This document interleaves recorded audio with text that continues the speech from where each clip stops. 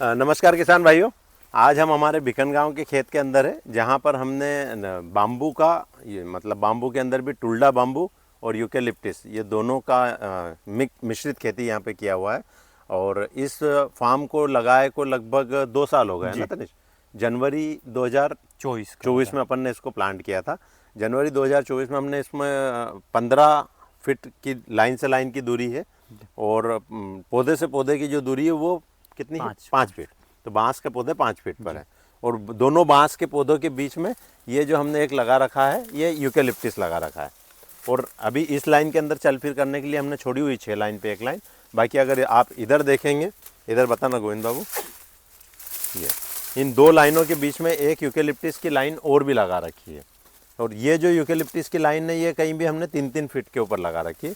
तो हर 3 फीट पर एक पौधा है और इन 2 लाइनों के बीच में एक ये लाइन आ गई है। तो ऐसे करके हमने इसमें यूकेलिप्टिस भी प्लान किया है और टुल्डा बम्बू भी प्लान किया है। और इसकी जो 2 साल के अंदर जो प्रोग्रेस है वो प्रोग्रेस आप लोगों को दिख रही है। इसकी हाइट करीब करीब 15-15, 20-20 फीट जा चुकी है, यूकेलिप्टिस की भी और बाम्बू की भी। अगर बाम्बू के नए शूट देखें तो ये नए शूट ये यूकेलिप्टिस को टक्कर दे रहे हैं और ऊपर तक जा रहे हैं ना ये जी। और शायद इसी वजह से इनकी हाइट ज़्यादा जा रही है क्योंकि इनको धूप नहीं मिल रही बांस को। तो ये किसानों को मैं एक बात बता दूं कि जनरली हमको ये कमेंट आए थे कि यार अगर आप इसमें यूकेलिप्टिस लगा दोगे तो बांस की ग्रोथ कम हो जाएगी।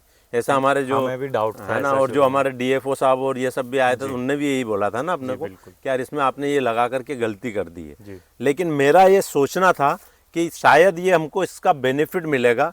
वो क्यों बेनिफिट मिलेगा कि जो बम्बू का नेचर होता है कि इसका जो सूट आता है और ये सूट तब तक भागता है जब तक कि इसको सूरज नहीं मिल जाता।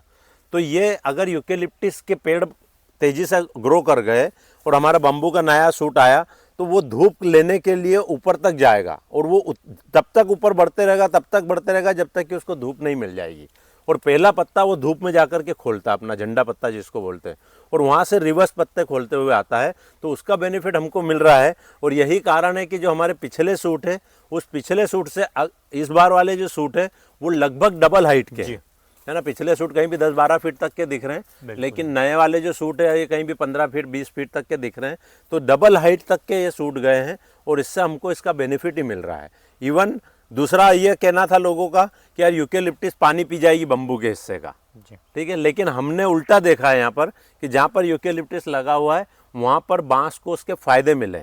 तुम देख रहे होंगे तनिष, तो इसके फायदे मिले कि नहीं मिले? बिल्कुल फायदे मिले हैं इससे। क्या फायदे मिले हैं इससे? पहला चीज, एक तो जो अपन पानी देते हैं, बेम्बू खुद की तो मल्चिंग करता ही है, इसके साथ में नीलगिरी भी उसके साथ मल्चिंग करती है। तो जहाँ हमें पानी की ज्यादा रिक्वायरमेंट होती है वहाँ पे मल्चिंग के कारण कम रिक्वायरमेंट हो जाती है। हाँ, क्योंकि ये सब पूरी मल्चिंग हो चुकी है। बिल्कुल बिल्कुल। और ये मल्चिंग जो करती है पानी को वाष्प बन के उड़ने नहीं देती है, तो नमी बरकरार रहती है। बिल्कुल। और साथ ही साथ ये जो सूखे पत्ते हैं ये वायुमंडल से पानी को सोख करके जमीन को देते भी है। बिल्कुल सही है ना, तो ये भी एक फायदा मिलता है। सही पकड़ा आपने। और दूसरा, इसके कारण हमें एक तो कार्बन भी बढ़ा हुआ मिल जाता है।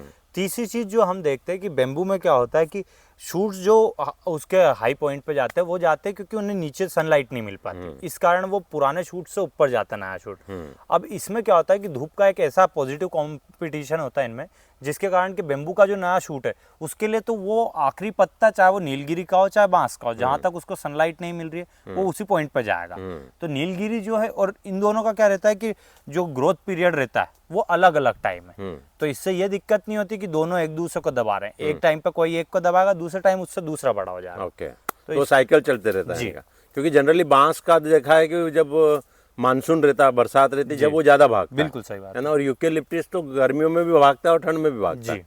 तो दोनों सही बात है, सबका साइकिल अलग अलग है। तो एक दूसरे से नुकसान नहीं हो रहा बल्कि और फायदा ही हो रहा है उससे।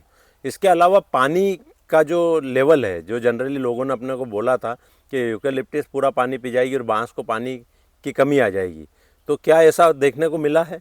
देखिए, मेरा ये मानना है कि जो पानी हम देते हैं, पेड़ वैसे भी पानी नहीं पीता है, वो सिर्फ नमी पे चलता है, कोई भी पेड़ पौधा क्यों ना हो। तो जो आज हम नमी दे रहे हैं वो तो सब पेड़ के लिए बराबर ही आ रही है। कोई भी पौधा, आज उदाहरण के लिए ये पौधा है, ये कहीं इतनी दूर जाके उसका पानी पीना नहीं है या फिर इतनी दूर जाके, सब पौधे अपने अपने जड़ों से अपना अपना भोजन ले लेते हैं। तो ऐसा कंपटीशन कभी भी नहीं होता कि पानी एक को ज्यादा खींच लेगा या दूसरा कम खींचेगा। ये सिर्फ एक मिथ्या है कि यूकेलिप्टिस जो है वो पानी खींचेगा। वो बल्कि मेरे को तो एक इसमें और फायदा दिखा है जी। कि यूकेलिप्टिस में छांव बनी रहती है, इसके गर्मियों में भी छांव बनी रहती है। तो गर्मियों में जब इसकी छांव बनी रहती है तो यहाँ की जो नमी है वो इतनी जल्दी सूखती नहीं है जी। तो वो एक एक्स्ट्रा बेनिफिट मिल जाता है जी। इसको। तो मेरी किसान भाइयों से यही विनती है या मैं उनको यही बताना चाहूँगा कि अगर आप अपने बांस की खेती कर रहे हैं तो बांस की खेती के अंदर हल्दी, अदरक, दूसरी फसलें, चना, गेहूँ, ये सब लगाने की बजाय आप अगर उसके अंदर यूकेलिप्टिस लगाएंगे तो हो सकता है कि आपको इमीडिएट रिटर्न ना मिले 3 महीने, 6 महीने या साल भर के अंदर, लेकिन 2 से 3 साल के अंदर यूकेलिप्टिस आपको उतना दे जाएगा कि जो पिछले 3 साल में रिटर्न आपको आना चाहिए था वो सारा का सारा यूकेलिप्टिस एक बार में दे जाएगा। क्योंकि अभी आप देख पा रहे हैं कि ये जो है, इधर बताना गोविंद जी, ये यूकेलिप्टिस है और ये लगभग इतना मोटा हो चुका है, मेरी सारी उंगलियां आपस में मिल नहीं रही है, बल्कि और ये ऊपर 2 उंगली और आ चुकी है जी। मतलब ये लगभग कहीं 9 इंच के आसपास, 9 इंच 10 इंच के आसपास इसका रेडियस बन चुका है। और बस ये अब ये 2 साल का हो गया, मुश्किल से 1 साल 1.5 साल के अंदर ये हार्वेस्टिंग लायक हो जाएगा। तो जब तक हमारा बाम्बू देने लायक होगा तब तक हमको यूकेलिप्टिस दे करके चले जाएगा।